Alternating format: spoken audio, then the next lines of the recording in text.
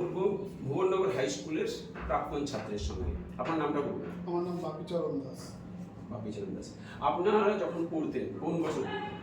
আমি 2003 থেকে এখানে ভর্তি হয়েছি, 2008 এখান থেকে মাধ্যমিক পাস করেছি।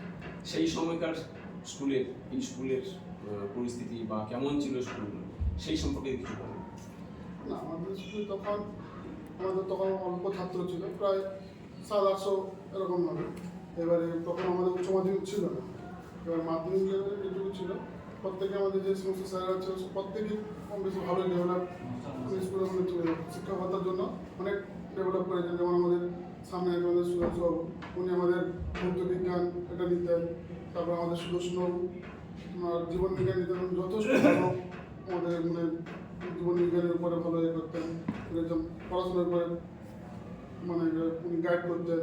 বা আমাদের যে আরও অন্যান্য টিচার আমাদের পরে বা আমাদের বিপুলবাবু আসেন স্কুলে হেডমাস্টার মশাই, উনি আমাদের সায়েন্সটা দেখতেন, ফিজিক্যাল সায়েন্স, আপনার কেমিস্ট্রি ফিজিক্সটা নিয়ে উনি বেশি করতেন। তারপরে আমাদের গণিতটা, মাঝখানে গণিতে আমাদের স্যার ছিল শ্যামলবাবু, উনিও ভালো খুব করতেন।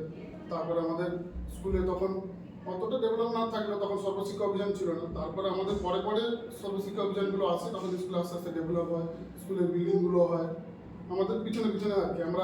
আমরা এগিয়ে গেছি, আমাদের পরের ব্যাচ থেকে সর্বশিক্ষা অভিযানটা চালু হয় আর কি। আমরা তখন ক্লাস 8-এ পড়ি, তখন সর্বশিক্ষা অভিযানটা 7 থেকে আসে, 2005-এ।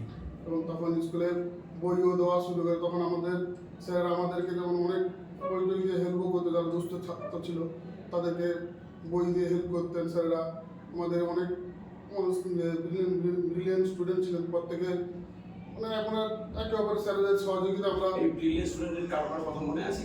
হ্যাঁ, আমাদের সঙ্গে ছিল ত্রিশিক পণ্ডা, তারপরে ছিল বিশ্বদেব বেরা। কোথায় আছে? ত্রিশিক পণ্ডা এখন হচ্ছে মুরারিতে ওই ইলেকট্রিক ডিপার্টমেন্টে একজন চিফ ইঞ্জিনিয়ার হিসেবে কাজ করছে আমাদের ওয়েস্ট বেঙ্গল, মানে যে ডাব্লিউ যে আছে ওয়েস্ট বেঙ্গল যে স্টেট যে ইলেকট্রিক ডিপার্টমেন্ট আছে, ওই ডিপার্টমেন্টের মুরারিতে ওখানে ব্লকের একটা ডেভেলপমেন্ট অফিসার হিসেবে আছে। তারপরে আমাদের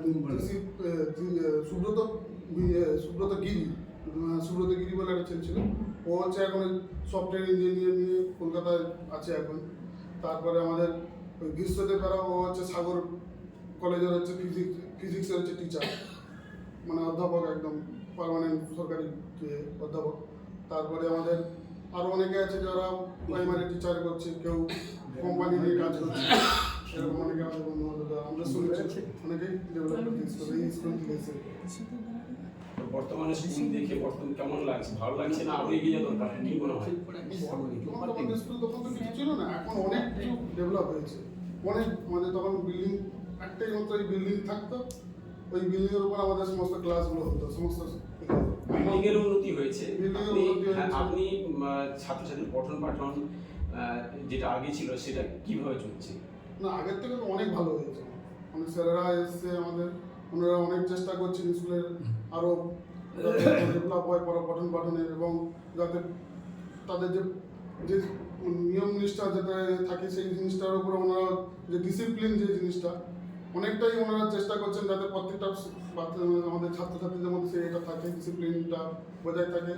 শিক্ষাগত যোগ্যতা যেমন থাকবে, আমাদের স্যারেরা যে আমাদের ডিসিপ্লিনটা নেই, আমরা পুঁথিগত শিক্ষাতে নিয়ে তো কিছু নেই, আমরা এমনভাবে শিক্ষা নেবো যাতে মাস্টারদের, আমাদের স্যারেদের প্রতি যেন আমাদের শ্রদ্ধা থাকে, আমাদের অভিভাবকদের প্রতি শ্রদ্ধা থাকে, প্রত্যেকের প্রতি একটা শ্রদ্ধা থাকে। সেই শিক্ষাটার জন্য আমাদের স্যারেরা মানে আমাদের সময়ও দিয়ে গেছে, এখনও দিয়ে যাচ্ছেন, এবং আরও ভালো হবে একটু আশা আছে। ধন্যবাদ আপনাকে।